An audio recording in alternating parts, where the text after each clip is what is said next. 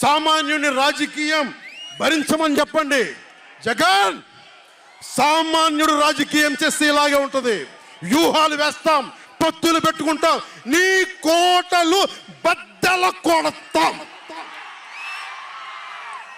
అలాగే నాకు గాని జనసేన పార్టీకి గాని సలహాలు సూచనలు అవసరం లేదు. సలహాలు సూచనలు ఇచ్చేవాళ్ళు అక్కర్లేదు. యుద్ధం చేసేవాళ్ళు కావాలి. కొత్త రక్తంతో, కుతకుతలాడే రక్తంతో, గుండెలు చరించుకునే యువ రక్తం కావాలి. దాష్టికాన్ని నిలబడే యువకులు కావాలి. కత్తులు పట్టుకునే వీర మహిళలు కావాలి. అంతేగాని నాకు సలహాలు ఇచ్చేవాళ్ళు, మీకు తెలుసా జగన్ ఎలాంటి వాడో? సొంత బాబాయినే మర్డర్ చేయించిన వాడు, సొంత చెల్లినే గోడకేసి కొట్టిన వాడు. మీరు చెప్తారు నాకు సలహాలు సూచనలు. ఎవరితో యుద్ధం చేస్తున్నానో నాకు తెలుసు. జగన్ లాంటి దాష్టీకుడు, దుర్మార్గుడు యుద్ధం చేస్తేనే తగ్గుతాడు. యుద్ధంతో కూలగొడితేనే కింద కూర్చుంటాడు. మర్చిపోకుండా నాకు సలహాలు సూచనలు ఇచ్చే వాళ్ళకి. అలాగే మనకు కూడా పోల్ మేనేజ్మెంట్ తెలుసా? ఆర్గనైజేషన్ బలం ఉందా? సంస్థాగతంగా పాతికిపోయిన తెలుగుదేశం పార్టీలతోటి మనం పోటీ పడగలమా? 800 నుంచి 1000 మంది బూత్ కార్యకర్తలు ఉన్నారా మనకి ప్రతి నియోజకవర్గంలో? 1000 మందికి 50 రోజులు ఎంతో కొంత డబ్బులు ఇస్తూ భోజనాలు పెట్టే సత్తా మన నాయకత్వానికి ఉందా?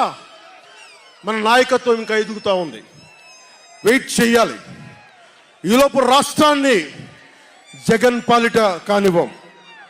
జన సైనికులు సిద్ధంగా ఉన్నా, ప్రజలు మన వైపు ఉన్నా, ప్రతి ఒక్కరిని ఓట్లకు తీసుకొచ్చే నాయకత్వం ఇంకా సిద్ధంగా ఉందా జనసేన పార్టీకి? మనందరం ఆలోచించుకోవాలి. అందుకనే అన్ని అర్థం చేసుకునే 24 స్థానాలు 3 పార్లమెంట్లో సిద్ధపడ్డాం. ప్రజల నాడి వాడి తెలియకుండా నాయకత్వాన్ని నడిపించగలమా? దశాబ్దం కాలం పాటు పార్టీని నడిపించగలమా? ఏదైనా మాట్లాడితే వ్యక్తిత్వాన్ని నెగ్గించడం కోసం తగ్గాను నేను. కొంతమంది మద్దతుదారులు అన్న పేరు మీద నా నిర్ణయాన్ని ప్రశ్నిస్తూ ఉన్నారు. జగన్ తన బాబాయిని మర్డర్ చేసిన ఆయన మద్దతుదారులు, ఆయనకు ఓట్లేసిన వాళ్ళు ఒక్క మాట అనరు, వెనకేసుకొస్తారు. హార్ట్ అటాక్ అని వెనకేసుకొస్తారు. ఓడిపోతున్నా కూడా గెలుస్తున్నామన్న ఒక నిలబడే సమూహం జగన్ పక్కన ఉన్నది. వేలాది కోట్లు, లక్షల కోట్ల ఆస్తులు ఉన్నా కానీ అక్రమంగా సంపాదించాడు అని అందరికీ తెలిసిన వెనకేసుకొచ్చే సమూహం వైఎస్ జగన్ సమూహం. ఇక్కడ నేను ఏమి చేయకపోయినా, ఏ మాటలు జగన్ నిలబెట్టుకోకపోయినా అద్భుతం, ఆహా ఓహో అనే సమూహం జగన్ వెనక ఉంది. దళితుడిని చంపి డోర్ డెలివరీ చేసినా కానీ వెనకేసుకొచ్చే సమూహం. ఫీజు రీఎంబర్స్మెంట్లు ఆపేసినా కానీ వెనకేసుకొచ్చే సమూహం. 2019లో నేను 2019లో పరిమితమైన స్థానాల్లో పోటీ చేసి గెలిచుంటే మట్టుకు ఆ రోజున జనసేన ఈ రోజున రికగ్నైజ్డ్ పొలిటికల్ పార్టీ అయిపోయింది.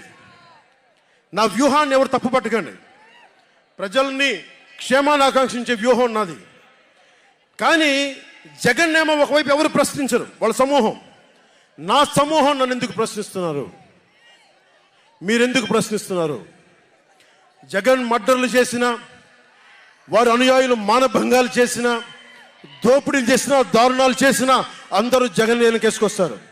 నేను నా డబ్బులు తిన్నానా? వేలాది కోట్లు సంపాదించానా?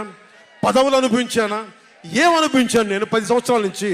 అవమానాలు, తిట్లు తప్ప ఏం తిన్నాను నేను? ఏం సంపాదించుకున్నాను? కష్టపడి డబ్బులు సంపాదించుకొని పార్టీలకే కదా పెట్టింది నేను.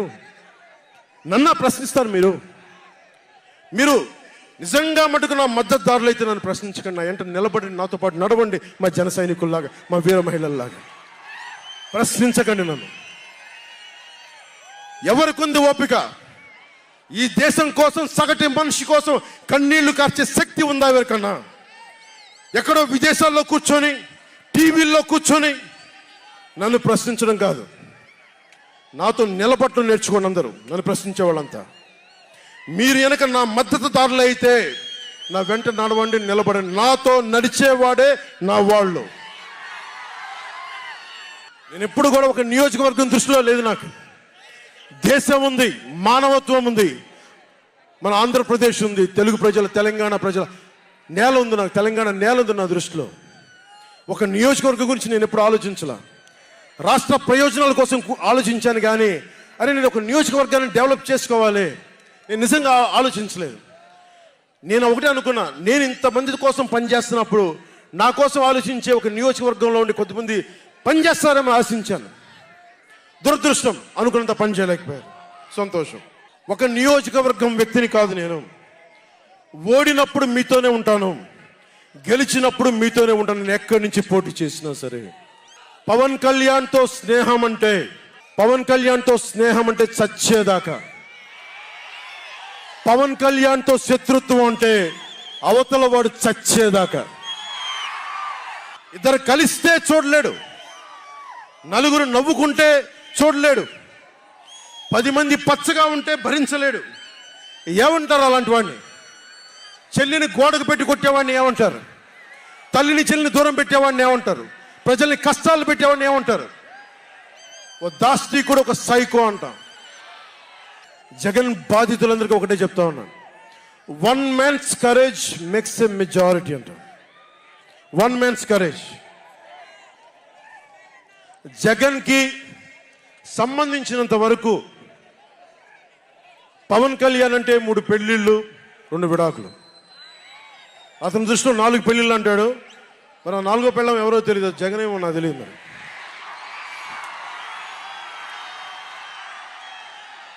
నాకు ఇదే విసుగొస్తుంది. జగన్ లేని 4వ పెళ్ళవుతే నువ్వేరా. నేను ఎప్పుడైనా సరే భారతి గారికి కూడా చెప్తున్నాను, మేడం భారతి గారు, మీరు మీ ఊహించుకోండి, మేము ఎప్పుడన్నా సరే మిమ్మల్ని చాలా గౌరవంగా భారతి గారు, మేడం భారతి గారు అంటాం. మీ ఆయన ఇంత నీచంగా ప్రవర్తించినా కానీ, చంద్రబాబు గారి సతీమణి కానీ, నియోజకవర్గంలో ప్రతి ఒక్కరిని ఇబ్బంది చేసినా కానీ, నా ఇంటి సతీమణి అన్నా కానీ పెళ్ళాలను సంబోధిస్తాడు. ఆ మాట మిమ్మల్ని అంటే ఎలా ఉంటుంది? భారతి గారు ఆలోచించండి ఒకసారి. నాకు తెలుగు వచ్చాడు, నేను పెద్ద ఇంగ్లీష్ మీడియం చదువుకున్న వ్యక్తిని కాదు, నాకు చాలా భాష వచ్చు, కానీ సంస్కారంగా ఉండదని మాట్లాడినంతే. జగన్, నీకు సంబంధించినంత వరకు నేను 3 పెళ్లిళ్ళు 2 విడాకులు. పవన్ కళ్యాణ్ అంటే జగన్ చెప్తున్నా విను, పవన్ కళ్యాణ్ అంటే ఆంధ్రప్రదేశ్ ప్రజల భవిష్యత్తు. పవన్ కళ్యాణ్ అంటే ఈ దేశపు యువత కాలంలో. పవన్ కళ్యాణ్ అంటే కన్నీళ్లు తుడిచే చెయ్య. పవన్ కళ్యాణ్ అంటే అర్ధరాత్రి పరిగెత్తుకుంటా వచ్చి ప్రాణాపాయంలో ఉన్న 108 అంబులెన్స్. పవన్ కళ్యాణ్ అంటే ఆడబిడ్డలకి రక్షణగా ఉండి చేతికి కట్టే రాఖీ.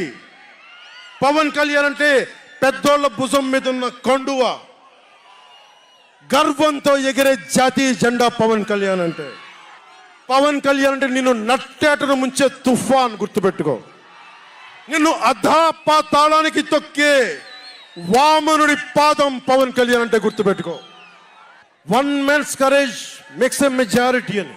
ఒక అర్ధరాత్రి కికారణ్యంలో అడవులు, సింహాలు, పులులు, తోడేళ్లు, గుంట నక్కలు తిరిగే చోట ఒక్కడు వెలిగించిన కాగడ అడవిని జయిస్తుంది. ఒక్కడు వెలిగించే కాగడ అడవిని జయిస్తుంది. ఒక్కడి ధైర్యం, ఒక్కడి సాహసం, ఒక్కడి ప్రతిఘటన కొన్ని కోట్ల మందికి తిరగబడే ధైర్యాన్ని, బలాన్ని ఇస్తుంది. మహాత్మా గాంధీ, అల్లూరి, నేతాజీ, బాబాసాహెబ్ అంబేద్కర్ ఇలాంటి మహానుభావులు ఎందరో స్ఫూర్తిని తీసుకొని వారి అడుగు జాడల్లో నేను ఒక్కడినే 2014లో ఒక గొంతుకెత్తాను, ఒక్క అడుగు ముందుకేశాను, ఒక్క ప్రతిఘటన చేశాను, ఒక్క యుద్ధం మొదలుపెట్టాను. అది 2024కి. అక్కడ దూరంగా ఉన్న వాటి మీద ఎక్కి ఉన్న జన సైనికులు, విదేశాల్లో కూర్చున్న తెలుగు ప్రజలు, ఎక్కడో టీవీల్లో వీక్షిస్తున్న మహిళలు, పెద్దలు, పిన్నలు, ఉద్యోగం మరి ఆపేసి, పని పక్కన ఆపేసి టీవీలో కూర్చొని చూస్తున్న, ఈ ఉపన్యాసాన్ని చూస్తున్న ఒక సగటు యువకుడు భవిష్యత్తు ఎలా ఉంటుందని చెప్పి బాధపడే సగటు తల్లి, స్టేజ్ మీద కూర్చున్న, అలాగే టీవీల్లో గ్లోబల్గా మొత్తం చూస్తున్న ప్రతి ఒక్కరు, అలాగే ఈ వేదిక పైన స్టేజ్ పైన కూర్చున్న ఒక క్లేమోర్ మైన్